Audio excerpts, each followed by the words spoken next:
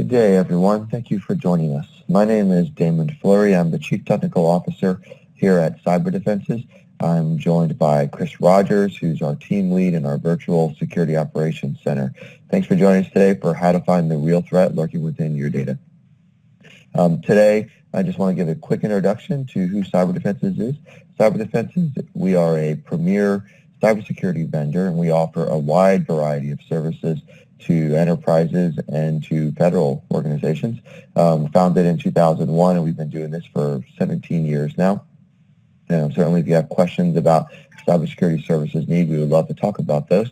Today, we are focused on some of the tools and capabilities that we offer through our Security Operations Center that we make available to clients. I'd like to introduce to that end Chris Rogers, who's the team lead of our SOC. He has a very deep experience in a variety of enterprises, from financial services and through the military as well, and a lot of experience in general threat hunting and forensics and general incident response as well.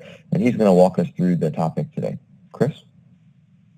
Yeah, hi. So Damon introduced me. I do have a history in this stuff. So I guess jump right in. It's going to be kind of a high-level overview of security events. And when we talk security events, we talk mainly about Windows security events, since everyone uses Windows in the business community, or at least the majority of people do. So on any given system at any given time, like a regular local system, you could expect to see about 70,000 events in about a day period. And here I've got a picture of what a network events on a relatively small network with just a few users. And you're still looking at about 100,000 network events a day on average. Now, while the logs may seem copious, the disk space is cheap. So we should probably make sure that we are logging enough. And if you don't think you're logging enough, you probably aren't. When I worked in intrusions back at DCFL, I ended up seeing many cases where if the evidence was collected before the log rolled, or if the logging was substantial enough, we'd end up seeing pretty much the whole story between the event logging and mainly the security events and the prefetch. You could not only find out when the attacker actually gained access via a service account or a user account, but then also match that up with the prefetch activity, and you'd have what they launched or what they ran. That was a really nice little thing to get the whole story. That kind of plays into Microsoft's immutable security laws, specifically number 7, that the most secure network is a well-administered one. I threw a link in there at the end with the references so that you could actually go ahead and look at some of these old but still true security laws. And again, good network admin should be able to look at stuff and tell you what the what's anomalous. And looking at this bottom example here, we have user Scott, which I thought this was interesting because I wasn't sure what logon type 9 was because I hadn't seen it in like forever, and so I went ahead and dug into this a little bit more and kind of tried to figure out what was going on here. So we had a lockout, and that's what the 4740 is, the event ID for security for a lockout.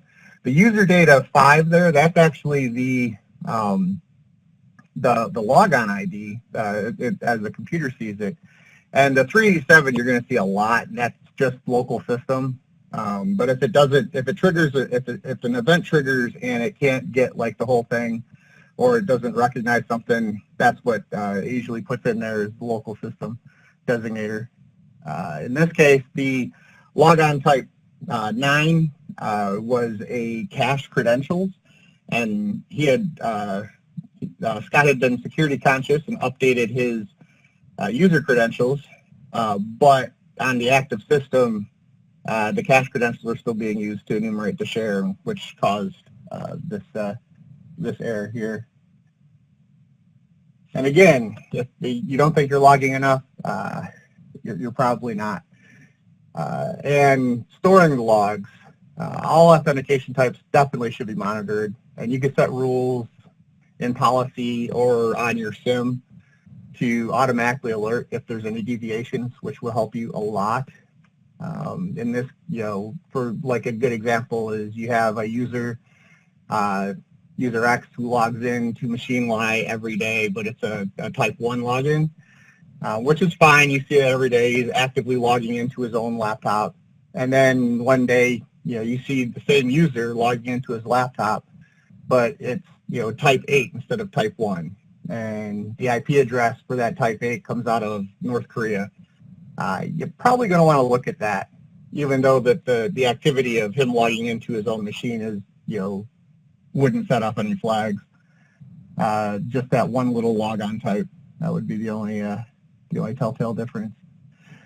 Service accounts and other logon events should be also monitored, as they're used in compromises as easily as like a user account. And we've seen that a bunch of times, that you'll have a rogue service or a compromised service on a system that is used to essentially, root the entire infrastructure because it has, free reign. So if you have a SIM, one of the most important things to do is to stockpile as many different logs as you can into that SIM. So we're looking at Windows events, especially authentication. If you have syslogs from your network or your firewall, you're going to want to definitely dump those in there. If you have like high-value systems, domain controllers, the Oracle server that has legacy but is used to do payroll or something like that, you're going to want to add those syslogs. If you have witness devices, a witness device in this case could be an IDS or IPS. It could be something as simple as a generic gateway that you're able to push logs off of.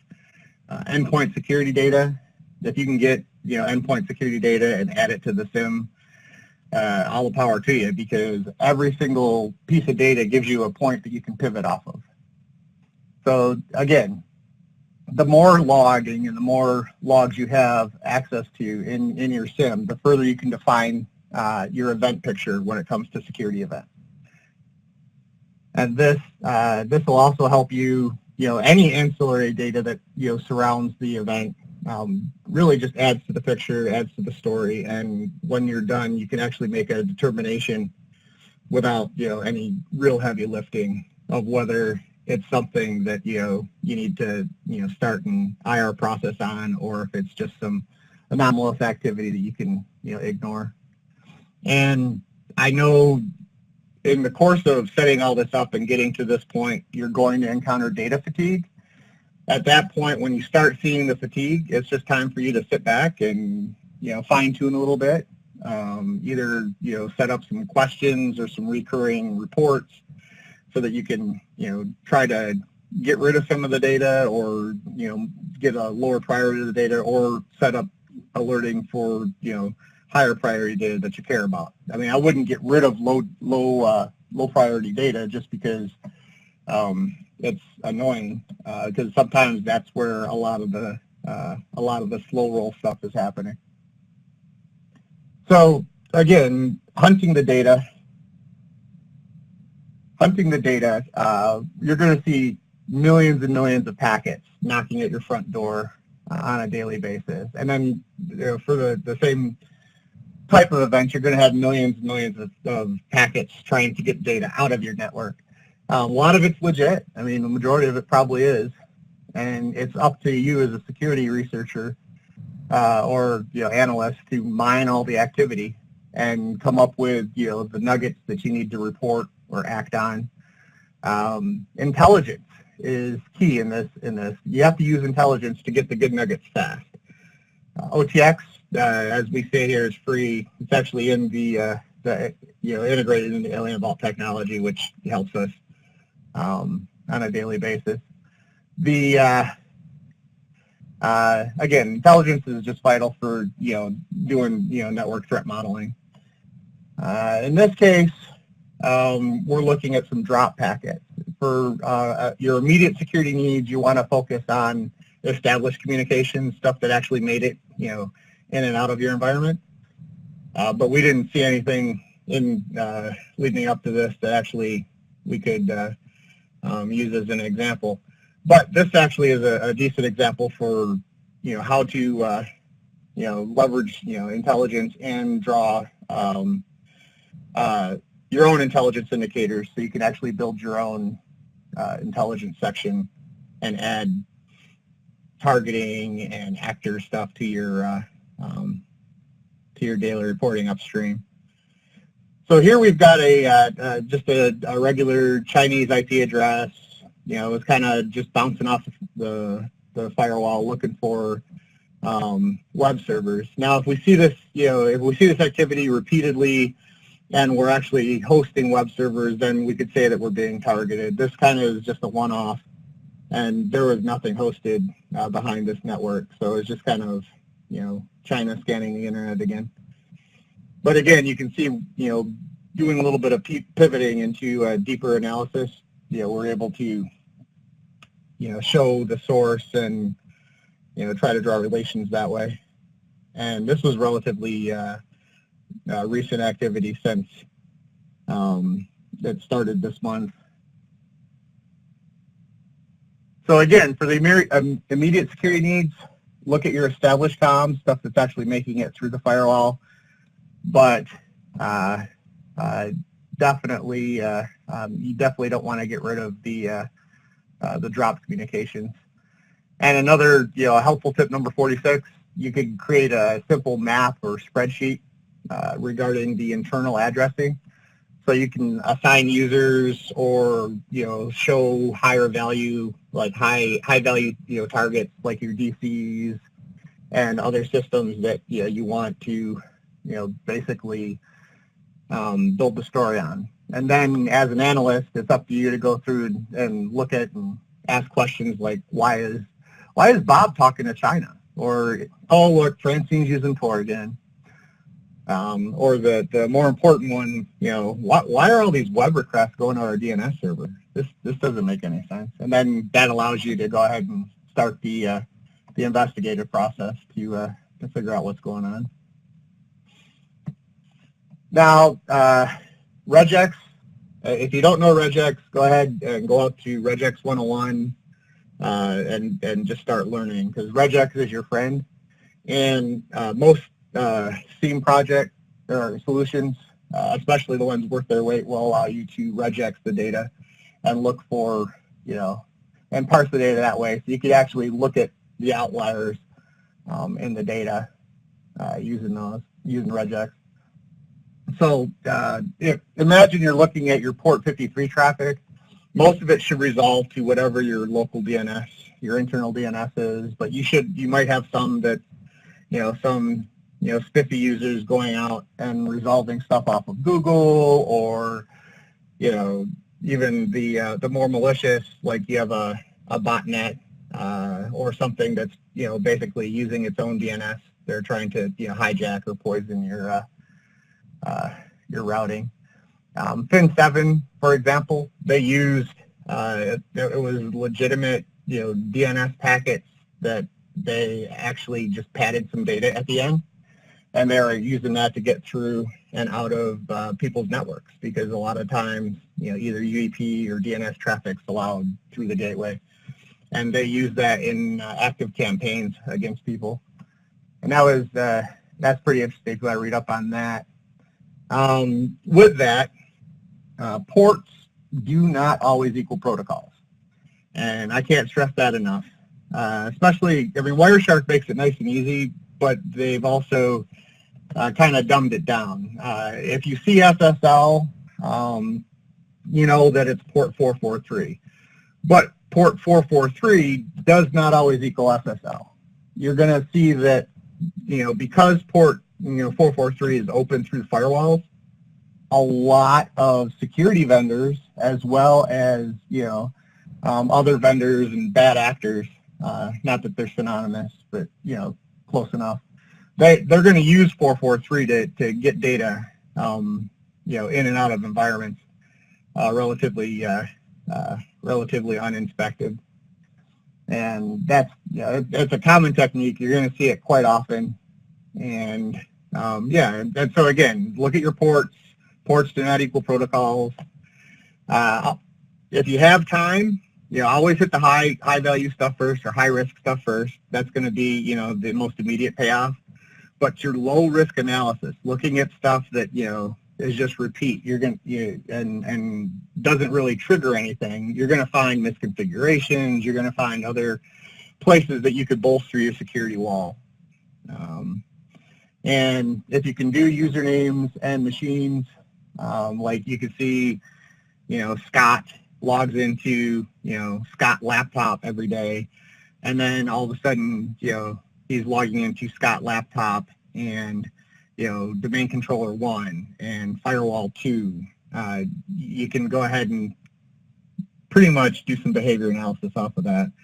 And if it's in your SIM, it makes it easy. It's usually a couple of queries or a couple button pushes, and you can spit out a report that that has all that information. I actually, when I dig through, I look at the alarms and I look at the alerting, and again, I consider those kind of the low ball, because there's policy created for that. To do actual threat hunting, you're going to want to dig in, and you're going to want to look at the stuff that's not really hitting the triggers.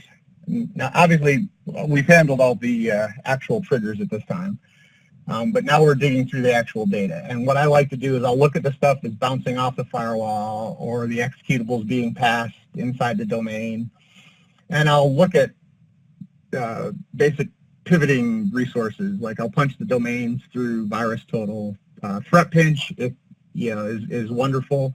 You can actually bulk upload stuff into your browser. It kind of gets annoying sometimes when you're hovering over an IP and the little ThreatPinch bubble comes up. RobTex is amazing. Really pretty pictures, and it has all the block lists there and tells you when stuff got added. ThreatCrowd, another incredible resource for domains, hash values. Use Shodan. If something doesn't appear in any place, sometimes someone else will have looked at it, and Shodan will have the cache stuff. It's passive, so you're not going to set off any flags. And I've recently started using the Turk SEO plugin for the browser. That is actually a little non-passive at times. If it doesn't have information, it will attempt to gather information, but it provides you kind of like Shodan. It'll show you, say you've got an IP address out of China, you could use it to figure out, a lot of, ancillary data, like, what's running on that server. It does a really good job signaturing, servers and stuff like that. And it is, mostly it's in English, but yeah, you can figure out what's there. And there's just a couple lists for more data if you want to go out and look. Those are just some really, really good resources, and they have a ton of, just a massive ton of data out there to add to your weapon kit. So Microsoft, I would use them. If you're looking at Microsoft logs, definitely use Microsoft resources. They have so much data, that they can supply. I know I use them religiously for the library analysis when I do like malware analysis, or looking at, even files in general. If you can see a library, you can see what the library does. They have, just a long history of everything that's changed, and some, best practices and stuff you can add. Also, little known fact is you could actually write and trigger your own event. So if you have, like, something you want to watch, like a folder you want to watch, or if you want to watch certain registry keys being created or being accessed, you can actually set that up to trigger an event. And then, again, you can go back and set an alert, if you have a SIM or if you have policy. And then that's pretty much it as far as what I wanted to share with everyone today. It is a high-level overview. If you have any questions that you wish to ask, you can go ahead and enter them into the chat on the Bright Talk. Thanks, Chris. And just for everyone to know, after this concludes, you'll receive an email that gives you a mechanism to obtain the slides if you're interested in those today. But as Chris mentioned, please do put any questions in the window. Chris, I do have one question for you. You talked about intelligence hunting and network data. Can you describe with a little more detail what intelligence is? What kind of data you're using? Where does that type of intelligence come from? Is that what OTX is? Yes. So intelligence data, there's a lot of people out there. OTX is a good example of this. OTX is the Open Threat Exchange is what it stands for. And that is open source. A lot of people will get together and they'll put, hey, I know this IP is bad, and they'll throw it out there with a little history behind it. And then other people can ingest that data into, their SIM or their, if they have, some way to get it directly into like their firewalls or other devices, then yeah.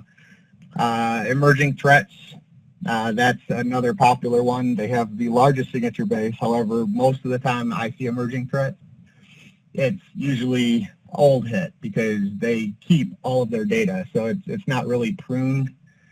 So that usually causes me the most heartache, is having to go back and trying to find other data that will add value to the hit, or tell me that yeah, it's erroneous. This is from 2012 and it's 2018, so that site's probably not bad.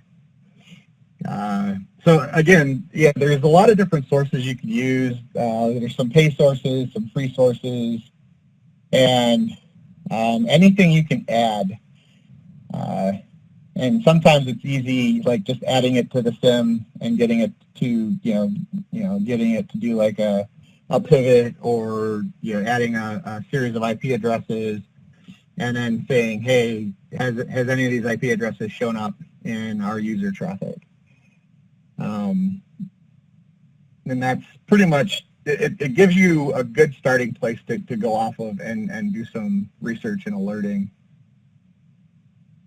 Did that answer the question, or is that just a bunch of rambling? Well, sounds like it answered the question to me. Okay.